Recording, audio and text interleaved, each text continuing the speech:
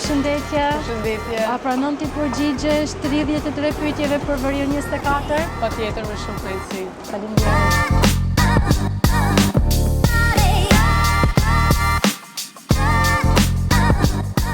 Me çfarë po merret Casey këto kohë? Casey është e fokusuar në gjitha angazhimet që ka bërë deri tani. Po patjetër, për sa kohë që tani jam edhe kandidate, jam e fokusuar që të maksimizoj votën për Partinë Socialiste në Shkodër. Si do ta përshkruaje Shkodrën me 3 fjalë? Shkodra është madhështore, është kulturë, po tani mendoj që mund të themi Shkodra është edhe investim.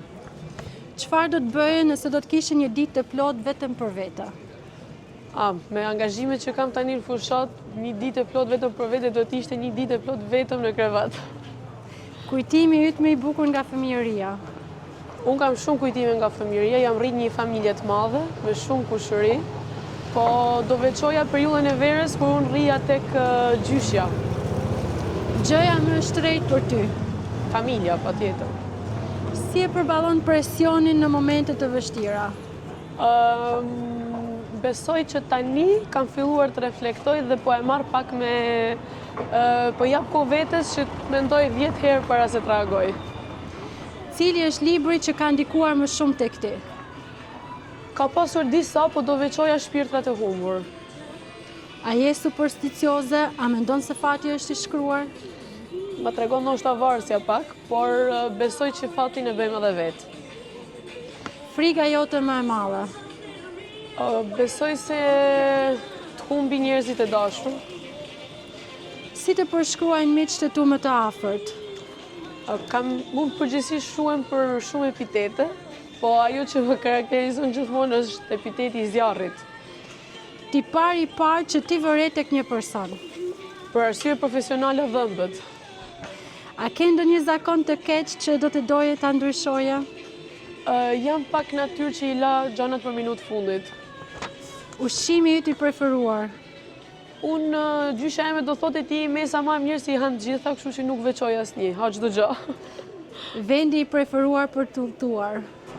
Mua më pëlqen shumë të udhtoj, dhe kam shëtitur goxha në Europë, po përgjithsisht vende që karakterizohen me diell edhe kanë detin afër. Një këngë që të sjell në humor dhe një këngë që të bën nostalgjike?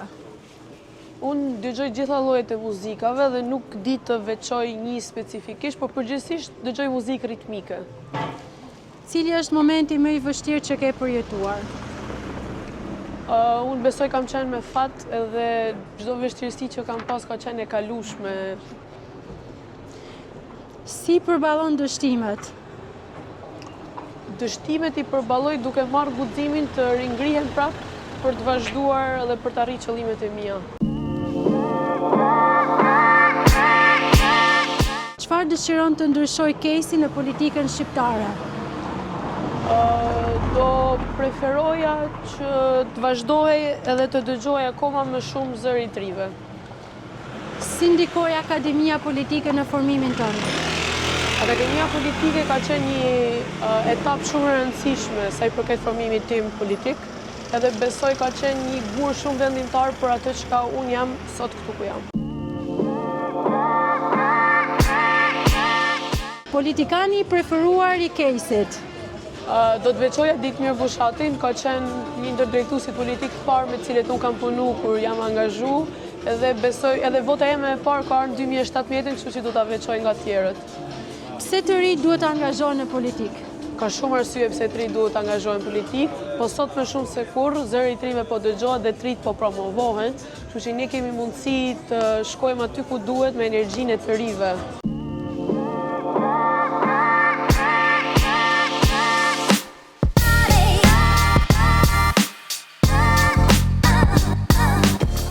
Çfarë ka bërë Partia Socialiste për Shkodrën?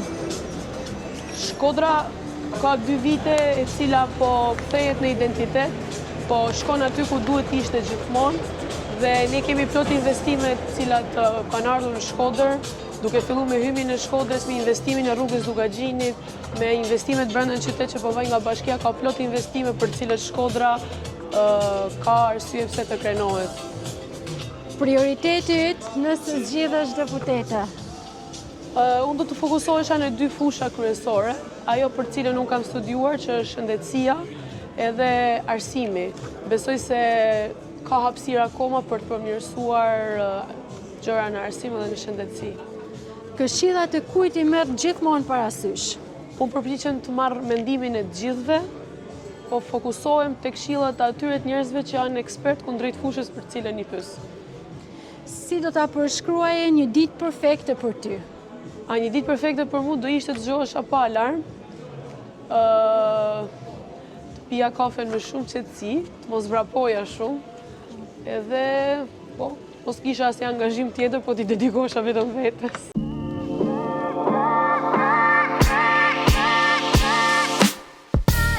Çfarë është ajo që nuk mund ta falësh kurrë? Gënjeshtrën, është gjaja kategorikisht që nuk e toleroj.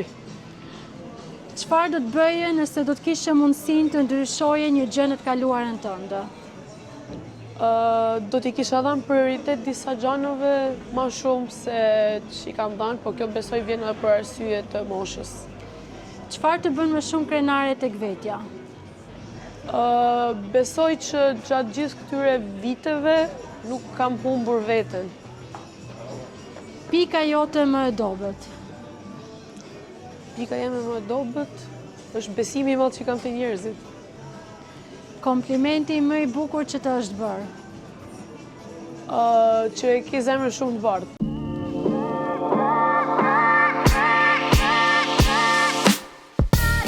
Na e përshkruaj pak Shkodrën e 2030-s.